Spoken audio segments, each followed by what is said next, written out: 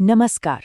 आज बात करेंगे एक ऐसे विद्रोही की, एक ऐसे इंसान की जो घर से भाग गया, जिसने समाज के सारे नियम तोड़ दिए और फिर उन्हीं बिखरे हुए अनुभवों को अपनी कलम की स्याही में डुबोकर भारत का सबसे महान संस्कृत साहित्यकार बन गया। जी हाँ, ये कहानी है बाणभट्ट की। तो सवाल यही उठता है कि एक गांव का लड़का जिसे सब अनुशासनहीन और कह सकते हैं आवारा समझते थे, वो आखिर सम्राट हर्षवर्धन के दरबार का सबसे सम्मानित कवि बना तो बना कैसे? क्या था उसकी यात्रा में ऐसा खास? चलिए आज इसी पहेली को सुलझाने की कोशिश करते हैं। तो कहानी की शुरुआत होती है बाणभट्ट के जन्म से, एक विद्रोही का जन्म। उनकी कहानी का पहला पन्ना उनके गांव में ही खुलता है, जहां उनके इस विद्रोही स्वभाव की नींव रखी गई थी। बाणभट्ट का बचपन कह सकते हैं कि आज़ादी से भरा था, लेकिन उसमें एक गहरा अकेलापन भी था। गांव के लोग वो उन्हें समझ ही नहीं पाते थे, हमेशा एक शक की नज़र से देखते थे। और फिर बचपन में ही माँ का साया सिर से उठ गया।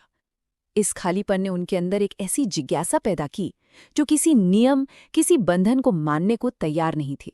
और यहीं पर दो दुनियाओं का टकराव साफ साफ नजर आता है। एक तरफ थे उनके विद्वान पिता, जिन्हें अनुशासन और परंपरा चाहिए थी, और दूसरी तरफ थे बाण, जिनका मन तो बस आजादी और दुनिया को अपनी आंखों से देखने के लिए तड़पता था। मतलब ये सिर्फ एक पिता पुत्र का झगड़ा नहीं था, ये किताबी ज्ञान और जिंदगी के असली अनुभव के बीच की लड़ाई थी। और फिर एक दिन ये टकराव अपनी हद पर पहुंच गया। पिता से एक तीखी बहस हुई और उसी पल बाणभट्ट ने वो फैसला ले लिया जिसने उनकी पूरी किस्मत हमेशा के लिए बदल दी। उन्होंने घर छोड़ दिया और निकल पड़े आत्मखोज की एक लंबी यात्रा पर। और यहीं से उनकी असली पाठशाला शुरू हुई। ये कोई चार दीवारों वाली पाठशाला नहीं थी। ये यात्रा सिर्फ शहरों और जंगलों से गुजरने की नहीं थी। ये तो खुद के अंदर उतरकर अपनी असली पहचान खोजने की यात्रा थी।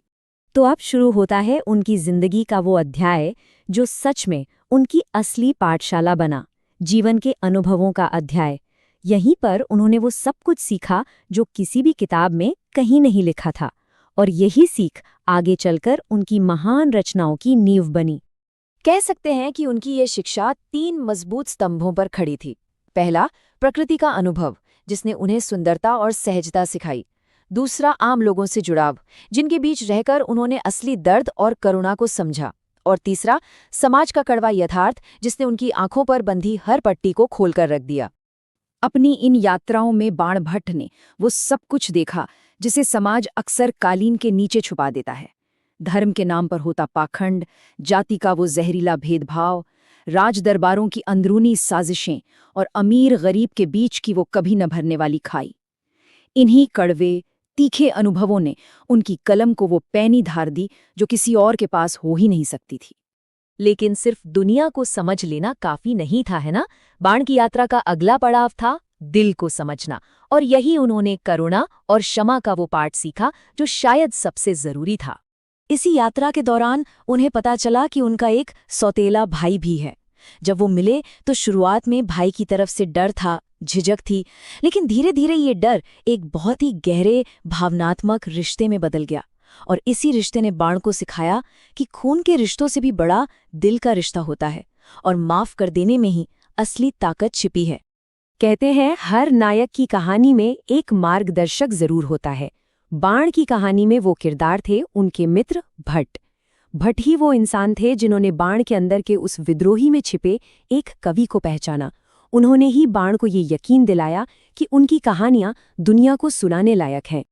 लेकिन किस्मत ने उनसे उनकी सबसे कीमती चीज छीन ली। उनके दोस्त, उनके मार्गदर्शक भट्ट की मृत्यु हो गई। इस एक घटना ने बाण को अंदर तक झकझोर कर रख दिया, और ऐसा माना जाता है कि इसी दुख की आग में तपकर उनकी कलम में वो गहराई आई जो बाद में अमर हो गई। तो अब दुख और अनुभवों की इस भट्ठी में तपकर बाणभट्ट एक बिल्कुल नए इंसान बन चुके थे, और यहीं से उनकी जिंदगी का सबसे बड़ा और सबसे अहम अध्याय शुरू होने वाला था। ये वो मोड़ था जब उनकी मुलाकात हुई महान सम्राट हर्ष से। अब देखिए, सम्राट हर्ष सिर्फ एक शासक नहीं थे, वो कला के बहुत बड़े पारखी थे। उन्होंने बाण की आंखों में अनुभवों की वो चमक और उनकी बातों में छिपी प्रतिभा की धार को फौरन पहचान लिया और उन्हें एक नहीं, दो नहीं, बल्कि 3 बहुत बड़ी जिम्मेदारियां सौंपीं। उन्हें बनाया गया राजकवि, सम्राट का निजी साथी और सबसे बढ़कर एक इतिहासकार। जरा सोचिए, वो इंसान जिसने अपनी पूरी जिंदगी भटकते हुए गुजार दी, उसे अब एक पूरे साम्राज्य की कहानी लिखने का जिम्मा मिला था। इस स्थिरता ने उनके सारे बिखरे हुए अनुभवों को समेटकर एक नई दिशा दे दी। और बस इसी शाही दरबार की छांव में जन्म हुआ एक महान रचनाकार का। अब उस विद्रोही को अपनी आवाज मिल चुकी थी और उसके अनुभवों को मिल चुका था एक कैनवस। इसी को शायद आत्मबोध कहते हैं, है ना? ये वो पल था जब बाण भट्ट को ये समझ आया कि उनकी ये यात्रा, ये भटकाव, ये सिर्फ उनकी अपनी कहानी नहीं थी। उनका संघर्ष, उनका दर्द, उनका विद्रोह, ये तो हर इंसान की कहानी का हिस्सा है। और अब वो उस कहानी को दुनिया के सामने लाने के लिए पूरी तरह तैयार थे। और यही वजह है कि उनकी रचनाएं, जैसे हर्षचरित, सिर्फ किसी एक राजा की जीवनी बनकर नहीं रह गईं। वो उस पूरे दौर के समाज का आईना है। उनमें मानवीय संघर्ष की कहानी है, प्रेम है, पीड़ा है और सबसे बढ़कर वो विद्रोही भावना है जो सच को खोजने के लिए किसी भी बंधन को तोड़ने को तैयार रहती है। ऐसा लगता है जैसे उनकी कलम से कोई एक व्यक्ति नहीं, बल्कि पूरी इंसानियत बोल रही हो। तो आखिर में बाण भट्ट की ये पूरी कहानी हमें एक बहुत बड़े सवाल के सामने लाकर खड़ा कर देती है।